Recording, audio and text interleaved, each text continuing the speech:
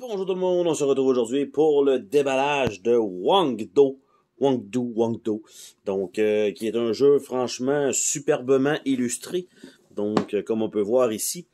Donc, c'est un jeu de 2 à 4 joueurs qui devrait prendre à peu près une trentaine de minutes à jouer. On a quand même l'air d'avoir de belles composantes. Donc, on va regarder ça ensemble. Qu'est-ce qu'on a dans cette boîte-là? Donc, on a une boîte quand même imprimée à l'intérieur, ce qui est quand même toujours cool, toujours intéressant à voir.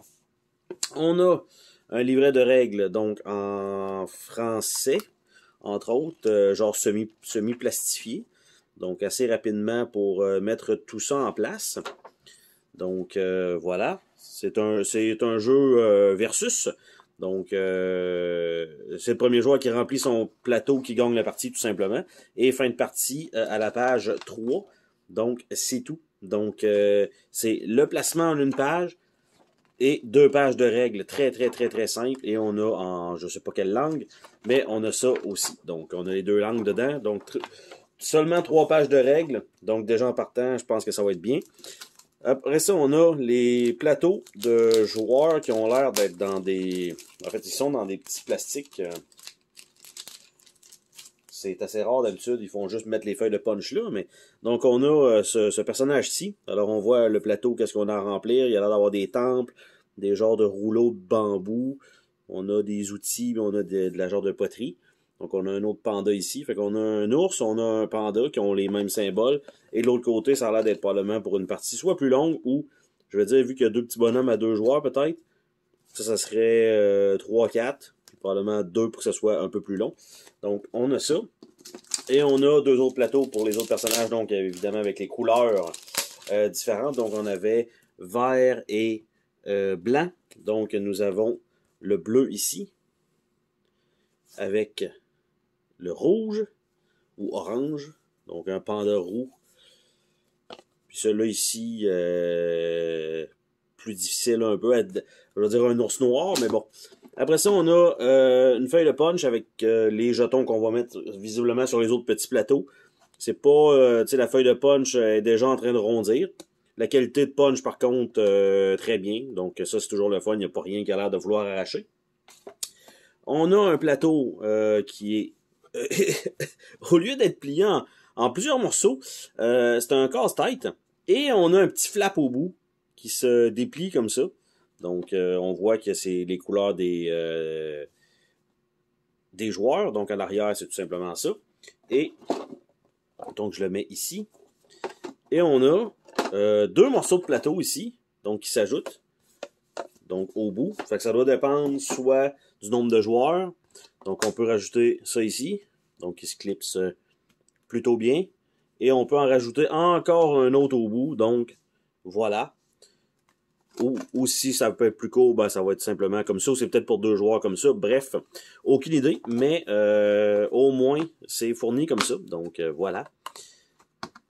Par la suite, là-dedans, qu'est-ce qu'on a? On a un tray qui est là. On a donc des genres de pandas noirs, donc pour le joueur noir. Après ça, on a les oranges, on a les blancs, on a les bleus.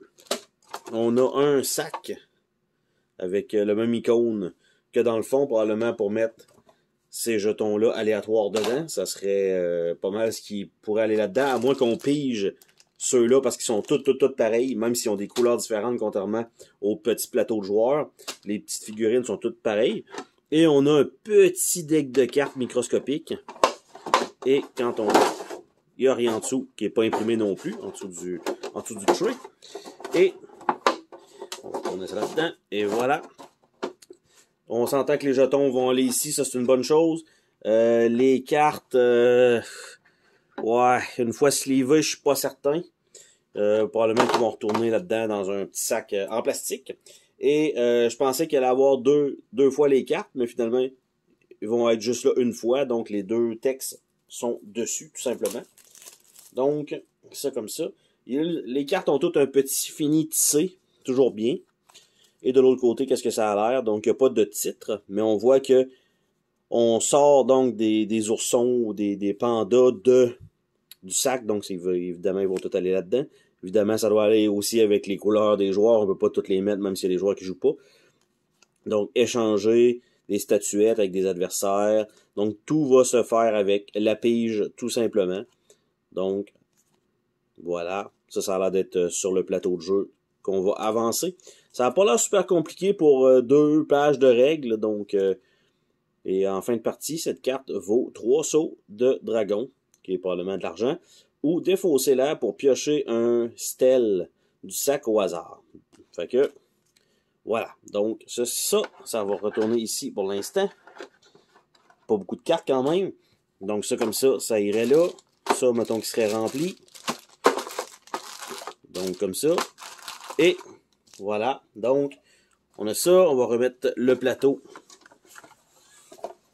comme il était, sensiblement. On va essayer.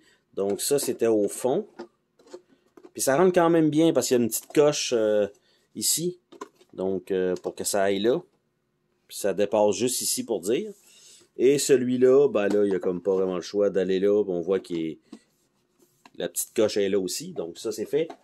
Je vais mettre les règlements parce que ça arrive plutôt flush maintenant. Les 2 plateaux de jeu. Et il va y avoir aussi les jetons qui vont se ramasser dans le tray. Et donc, c'était le déballage de Wangdo. Sur ce, c'était la prochaine pour une autre vidéo. Salut tout le monde!